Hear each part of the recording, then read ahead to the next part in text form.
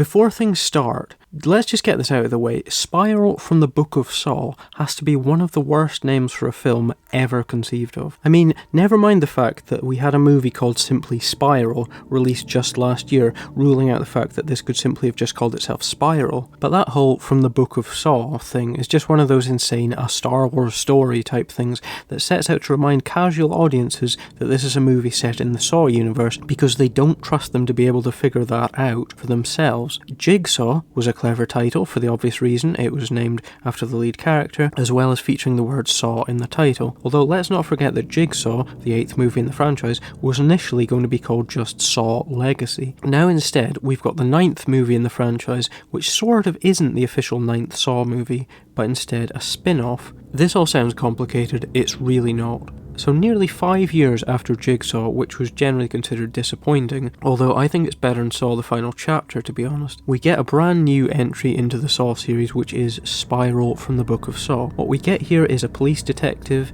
by the name of Zeke Banks, played by Chris Rock, who gets drawn into an investigation involving a Jigsaw copycat killer who's targeting corrupt police in the city. With a troubled history, Zeke is paired up with a new partner, Shank, played by Max Minghella, as people in the department start turning up dead. Along the way, he'll get help from his father, who is a famed police legend by the name of Marcus Banks, played by none other than Samuel L. Jackson. But apart from that, it's basically a Saw film. Traps, clues, investigations, flashbacks, running around, and then this huge twist at the end that plays out to a new version of Charlie Clouser's orgasmic Hello Zep theme. So obviously, when you're dealing with a big franchise like this, you'll be coming into it with a lot of your own personal baggage. Everyone's got their own take on established IPs like this, and I'd be lying if I said that if you're somebody that's never seen a Saw movie or doesn't like the franchise overall, there's anything to say that you'll like Spiral from the Book of Saw, because despite its efforts to kind of say, okay, this is a new thing that's sort of connected to the old, which to me is the ultimate marketing case of having your cake and eating it, this is basically just another Saw movie. But for those with any investment in the franchise, there's some interesting things along the way. First off, let's just set some basic groundwork. Now, the Saw franchise is without doubt the most successful horror franchise of the 21st century, in terms of both box office numbers and cultural cachet. For a franchise that's just over 15 years old, I think that you could use the phrase like a Saw movie to anybody and they'd understand exactly what you meant by that. However, I think that in saying that, there's also a lot of misunderstanding surrounding exactly what the Saw franchise is, but we'll get back to that later on. For now though, let's say this: the fact that Saw is the ultimate horror franchise of the 21st century, which really I'm sure nobody can disagree with, is something that I don't like. It shows you how literal audiences have become, that they want their horrors up close and as nasty as possible, without any of the horror movie atmosphere or stylings, and that people are just happy watching actors being ground up and spat out in a range of gruesome and bloody fashions. The fact that the Saw series has become mass entertainment kind of troubles me, not in a puritanical way, but just because I think it shows a lack of imagination in the 21st century viewer, that they're happy stripping away all the trappings of what makes a great horror film and leaving behind nothing but the immediacy of being stuck in a horrible trap. Compared with any other franchise, even something as shamelessly populist as Friday the 13th, which was in a way the Saw of its day, Saw's iconography and style is bleak and minimal, in the same way that comparing a Daniel Craig James Bond movie to Goldfinger makes you a little bit depressed at how bleak and grimy everything looks now. There's none of the colour or flair in populist entertainment of the 21st century that you could be guaranteed from about the 1950s right through to, say, the early 90s. As a piece of culture, the Saw franchise kind of disturbs me because they're so insanely popular. Although that said, as films themselves, I love the Saw movies and the franchise as a whole. In fact, not only is it probably the most narratively consistent horror franchise of all, it's also probably got one of the highest success rates, in that most of the films are pretty decent, and I don't think there's any of them I don't enjoy on some level. Admittedly, the format is pretty basic and they do tend to stick to that format for each installment, but that doesn't mean that it's a format that doesn't work. Most of the hate in the franchise seems to be directed at parts 7 and 8, Final Chapter, or Saw 3D, and Jigsaw, and a lot of that is to do with the fact that they stretch credibility too far in what they asked audiences to believe the Saw characters were capable of doing. To me, I think that Saw 7's twist is the only one that goes too far, although it didn't really bother me until afterwards and I stopped and thought about it. I think if you sat down and plotted out the whole Saw timeline, it would probably crumble under the weight of how many flashback revelations there are, all of which are adding hidden co-conspirators to Jigsaw's machinations.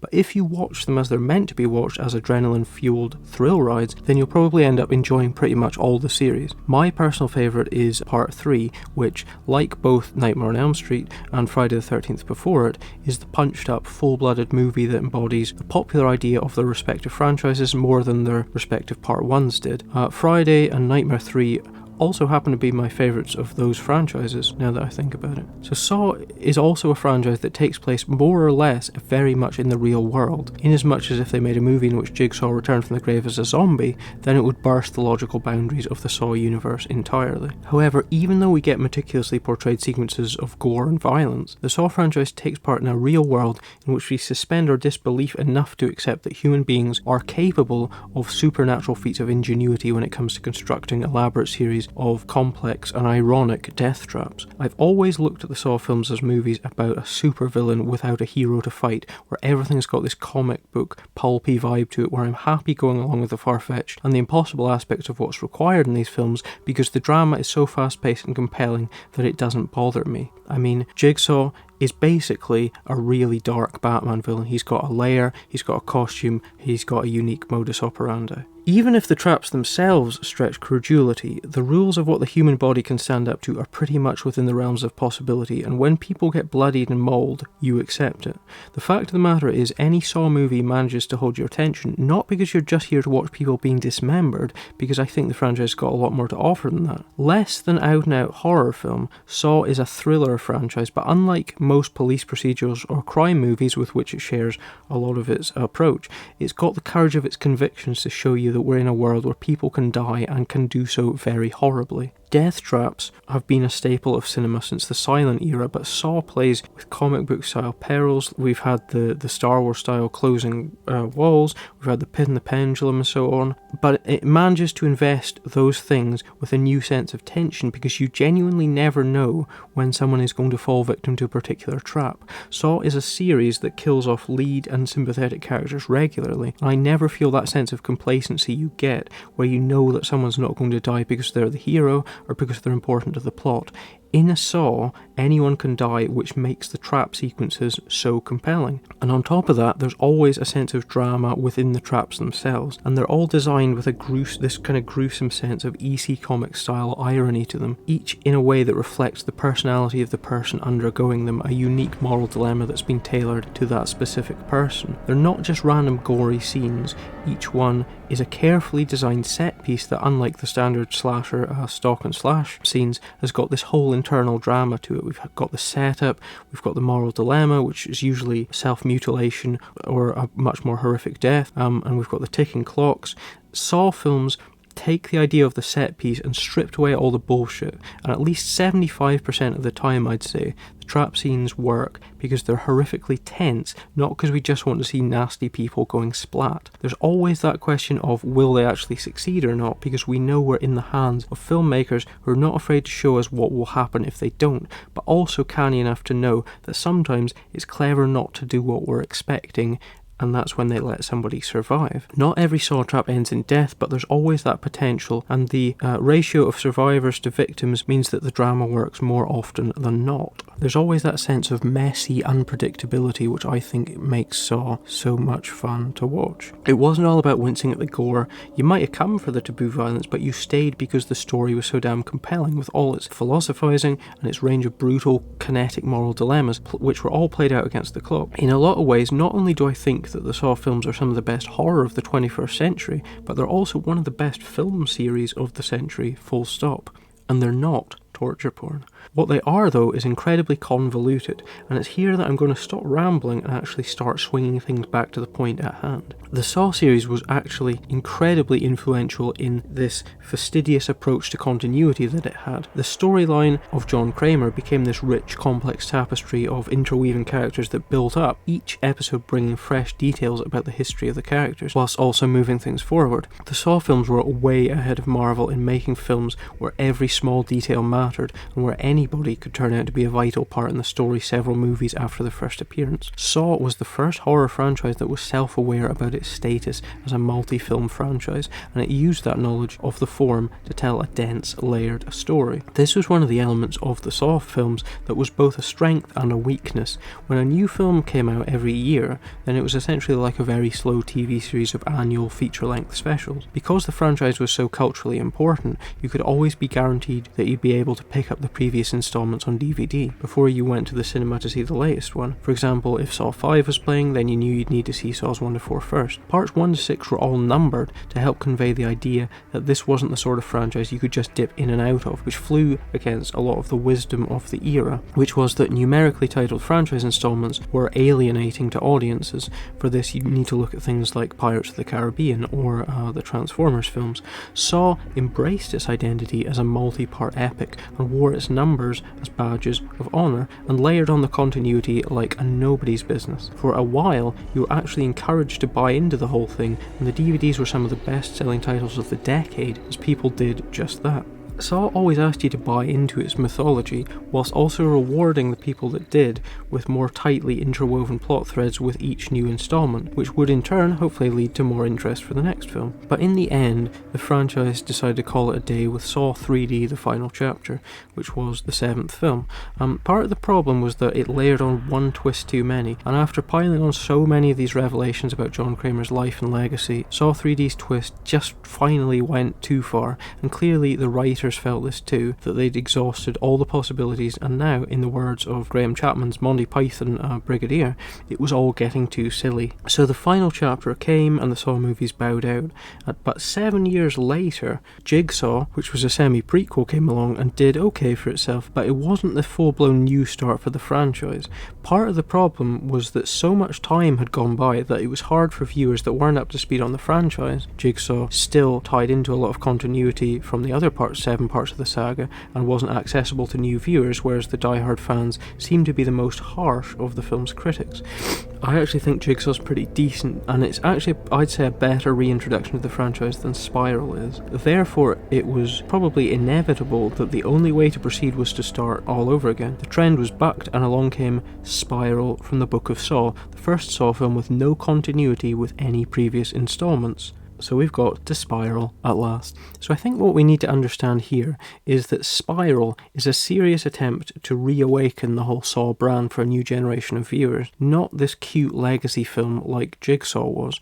Clearly, the intention is to try and attract the kind of audiences that the franchise used to get back in the late 2000s. So gone are all the complex plot threads that require your audience to understand the franchise's ongoing narrative, and instead what we've got is the second ever Saw film after part 1 that's designed to play to an audience of non-Saw fans. To illustrate this, let's have a look at the cast. We've got both Chris Rock and Samuel L. Jackson, huge stars, but not huge horror stars. They're the kind of stars that can open films on their names alone. Even though Chris Rock was personally involved in developing Spiral from the Book of Saw, both names seem like examples of big name stunt casting in an attempt to grab in that populist mass audience. Neither of them are names that you'd ever think to see in the credits of a Saw movie, are they? I admit I'm not really that familiar with Chris Rock's body of work because I'm just not that interested in American comedians, but he is, I'd say, a strong lead in this, and for once we've got a very clear heroic protagonist instead of focusing on villains putting a group of victims through their games. There's also a rather less obvious revision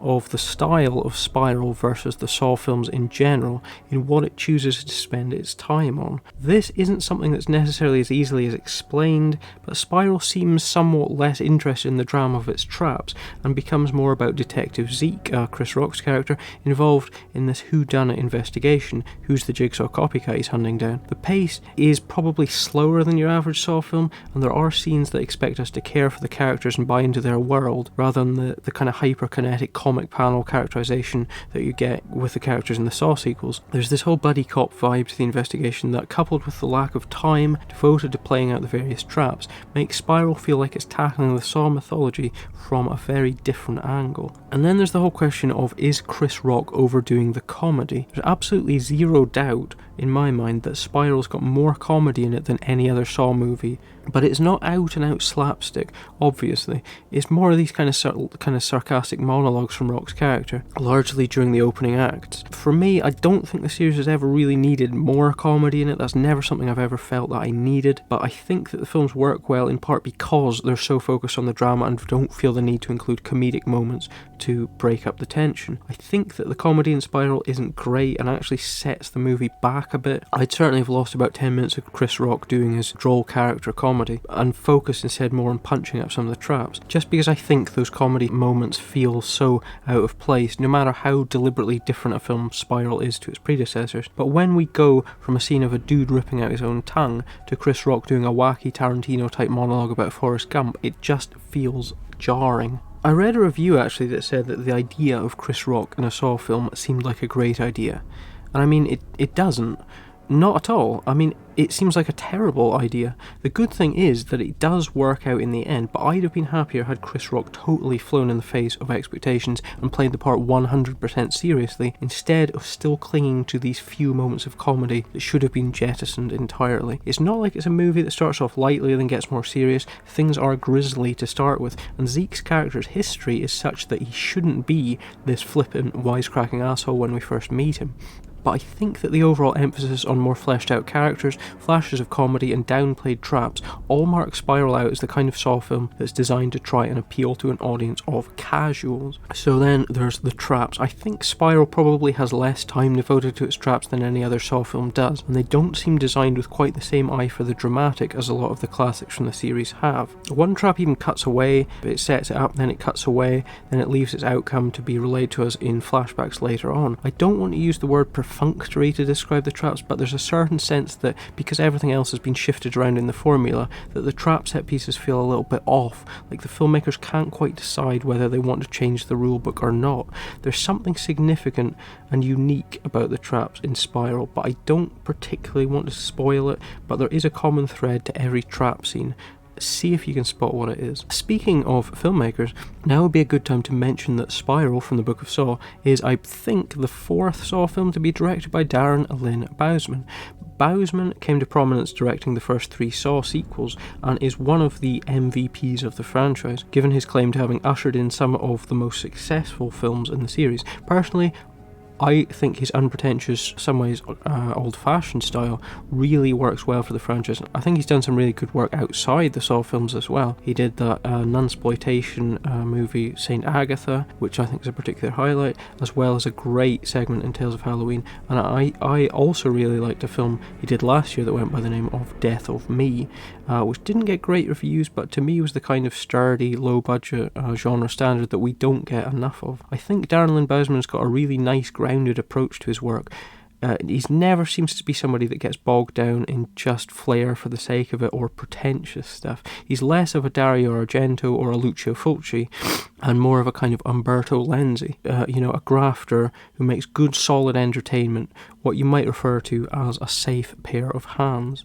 In actual fact, Darren Bousman is one of my favourite horror directors of modern times, believe it or not, and I'll happily watch anything that he does. It's pretty cool that he's come back to the franchise that made him so famous, and this time he's dealing with the franchise's biggest budget to date. Though he sticks to the familiar visuals of the franchise, all, rusty metal and twisted wire, he also opens out the world with a visual approach to Chris Rock scenes that echoes the sort of jittery swagger of his character, coupled with some somewhat ill-advised kind of hip-hop inflected cues that I think play in some of his earlier scenes. Whilst there aren't really any images in Spiral that really stick in the imagination, the whole movie glides along smoothly into new territory. To me, Darren Lynn Bousman is one of the great figures key to the Saw franchise's success. The first two are, of course, James Wan and Leigh Whannell, director and writer of the original classic. If Bousman is number 3 and series icon Tobin Bell is number 4, then the fifth and perhaps most important player is, of course, composer Charlie Clouser. I cannot say enough good things about Charlie Clouser and his work, seriously. Clouser has composed the score for all 9 Saw films to date, and his music is arguably one of the most iconic iconic horror scores of all time. In fact, I don't think I could imagine Saw without Clouser's soundtrack. Along with the beauty of his triumphantly gnarly Hello Zepp theme, Clouser has composed 9 soundtracks full of dark, seething, tense, industrial music. I remember James Wan once described Clouser's music as embodying the quality of rust, and you can almost feel a physical texture to each of his bits of music.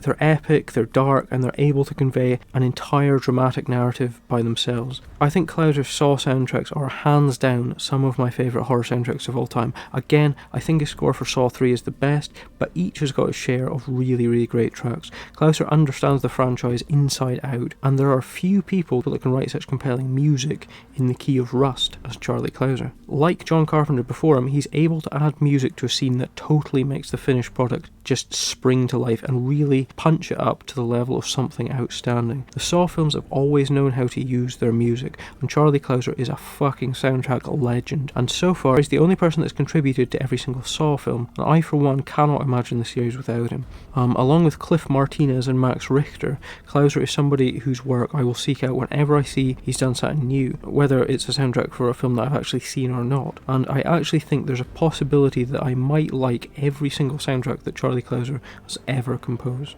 So, of course, I was expecting big things from the Spiral soundtrack, the first new Saw-themed score in nearly 5 years, and only the second new Saw score in over 10. And like other aspects of Spiral, the soundtrack is at a slightly different angle, but it is still fundamentally a Saw score.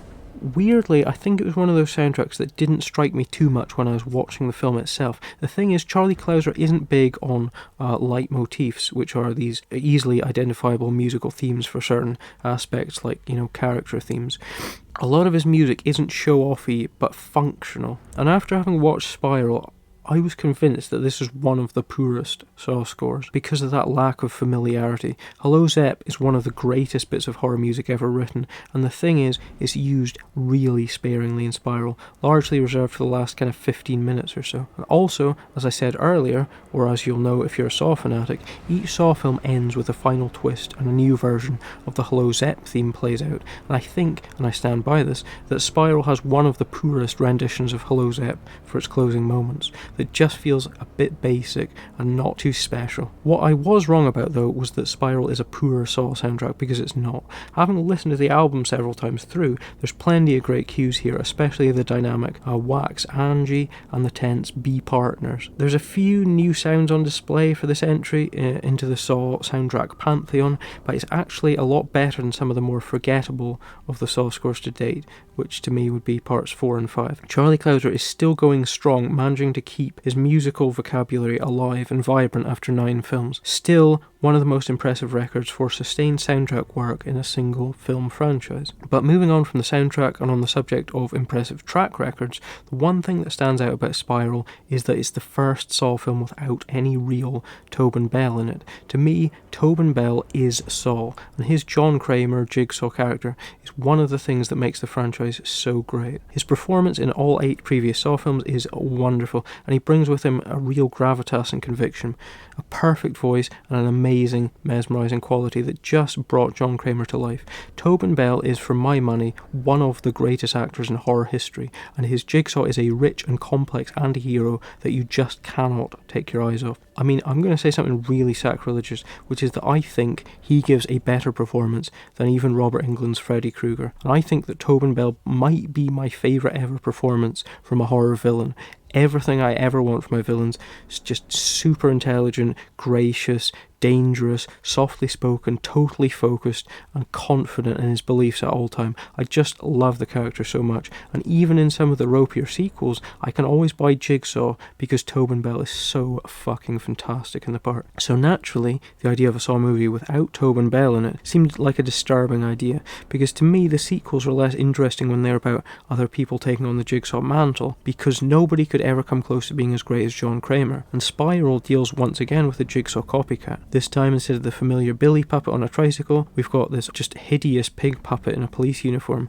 Pigs as in police, but also pigs have been a key visual in the franchise, with a memorable speech about how they're capable of feeling compassion in one of the sequels. To me, though, the iconography is less important than the conviction of the person behind it all, and Spiral substitutes a serial killer narrative for whodunit investigation where we don't know which of the cast of characters around Detective Zeke is the Jigsaw copycat. So, seemingly to a lot of people, the twist in Spiral was way too obvious, as in it's way too easy to guess who the killer actually is, and I am happy to admit that I didn't predict who it was, but then I don't ever really try and outguess a film. I'm happy just going along for the ride. I think that the reveal is less the issue than it is the fact that not knowing the killer, not getting the chance to spend time with them, changes the whole angle of the movie towards a more conventional, hero-centric storyline. So with that means that we lose the twisted ideological justifications, and instead we substitute that with clues, flashbacks, red herrings, and I think it seems a little less satisfying overall. In fact, that's one of the reasons that I think the end of Spiral works so well, because it's only the last 15 minutes or so that everything starts to really come together and starts to feel like a Saw film for real, when we get the killer talking ideology. Despite all its supposed anti-police angle, Spiral deals a lot more with conventional good and evil than most of the Saw films do, and its moral dilemmas are way more simplistic. The people that get trapped in Spiral are all unsympathetic assholes, not complex failures, and they're not really being asked to make a decision that will change their outlook on life, but just to suffer. And that to me is one of the biggest problems with Spiral, and that is that it kind of reinvents the wheel. Obviously, you can't make the argument that changing the formula is bad just because it's different. I don't object to mixing things up on principle, but I think that the end result is something less interesting than any other Saw film, even though the drama operates on something of a different level. The fascinating conversations about morality and survival that you'd usually get in a Saw film are missing from Spiral, because it's basically a murder mystery, and the murder mystery is a form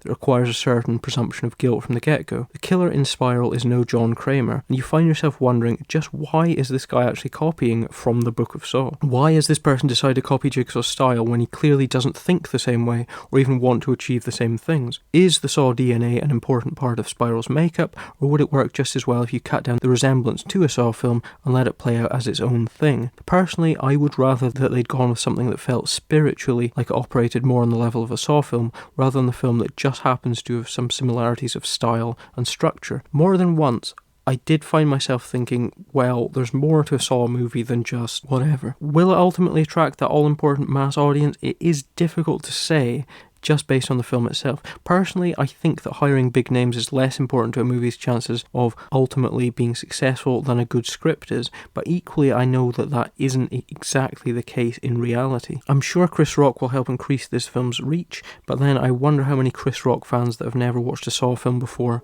would jump at the chance to see those two most unlikely of worlds collide. Let's not forget either that in the intervening years between Saw's success as box office gold, the franchise has taken a beating. Time was Saw was a franchise so popular that not only did it do great at the cinema, but it also had its own crazy popular theme park ride. Since then, however, the shape of horror has changed pretty drastically, and generally the Saw films are thought of by critics, if not fans, as the bad old days before all this great elevated horror that we've got nowadays.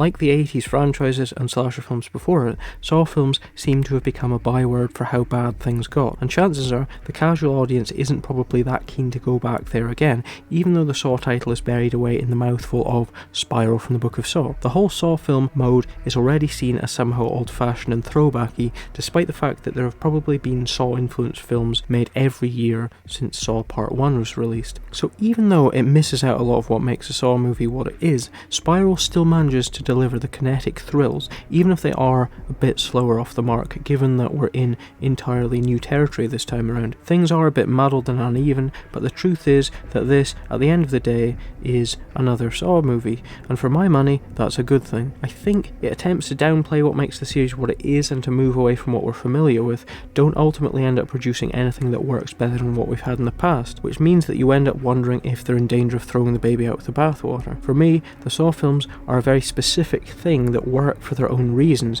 There's less interchangeable parts in the franchise than you'd realise, which is why most of the sequels stick so closely to the same basic template. But Spiral is a movie about feeling out the differences, about plunging into the dark and seeing what's ahead, probing new forms in which a Saw film can take, and seeing what works and what doesn't. Charlie Clouser is still on hand to provide that musical cohesion, tying things into the franchise very much, as well as Darren Lynn Bousman. To me, if you really want to do something radically different, you wouldn't have got these two guys back. But the fact that they have shows that they're not stupid, just that they're cautious about taking the franchise in a radically new direction. I know you can't just keep doing the same thing forever and ever, but I'd like to see more of an understanding of the ethos of Saw movies in future installments than in simply copycatting its basic template of traps and cops. Chris Rock is an unexpectedly charismatic leading man, but Saw has always been about its villains at the end of the day. The pieces are all here, and Spiral moves along to somewhere quite satisfying, but for a big Saw fan like me, I don't want to see a more grounded, less operatic Saw. I want more. To me, Jigsaw was a great legacy film because it reintroduced all the Saw stuff to us in a way that felt cool and ultra-dramatic, and felt very, very Saw. Spiral never really feels like it knows whether or not it wants to go full Saw, and in the end feels a little too indecisive. However, it is still a slick, big-budget slice of Sawness, and for me, even a slightly off-key Saw film is worth watching, which is why I'm coming in at 3.5 stars for Spiral from the Book of Saw. It's an entertaining film, and I did enjoy it, even if I do see quite a lot of problems with it. It's probably one of my least favourites in the franchise, just because it feels a little bit more diluted, and because it misses out on a lot of what I want from a Saw film, whilst never really quite feeling like enough of its own thing that I don't mind the lack of those familiar elements. I think the more you think of it as a Saw film, the less you're probably going to like it, but if you just come at it as its own thing, then it's perfectly decent at what it does, it's good at what it's trying to do. It's a good film, it's just not a great Saw film.